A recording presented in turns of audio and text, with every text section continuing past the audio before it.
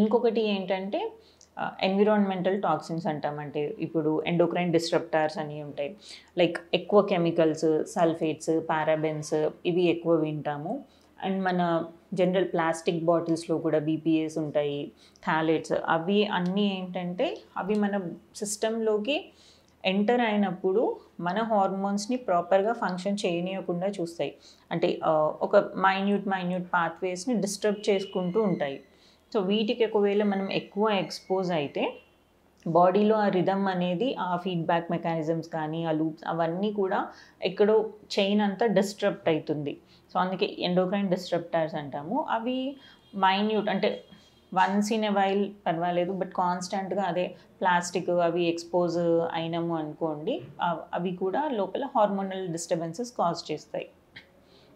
ఇంకొకటి ఏంటంటే stress.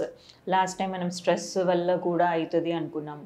So స్ట్రెస్లో actually ఏమవుతుంది? సో స్ట్రెస్ అంటే బాడీస్లో స్లీప్ లేకపోయినా, కావాల్సినంత నిద్ర లేకపోయినా కూడా బాడీ స్ట్రెస్గానే తీసుకుంటుంది అనుకున్నాం. సో యాక్చువల్లీ స్ట్రెస్ ఎందుకు అంత డిస్టర్బ్ చేస్తుంది అంటే, స్ట్రెస్ టైంలో ఉన్నప్పుడు ఏంటంటే బాడీ ఫైట్ ఆర్ ఫ్లైట్ మోడ్లో ఉంటుంది. అంటే లైక్ మీ వెనకాల ఒక వైల్డ్ యానిమల్ వస్తుంది అనుకోండి, అట్లాంటి టైంలో మీ ఆబ్వియస్లీ మనకి ఏముంటుంది, survival mode. Either we cry for help కోసం అరుస్తూ ఉంటాము, భయపడిపోతాము, or we want to run. అసలు ఇంకొక సెకండ్ థాట్ ఉండదు మనకి.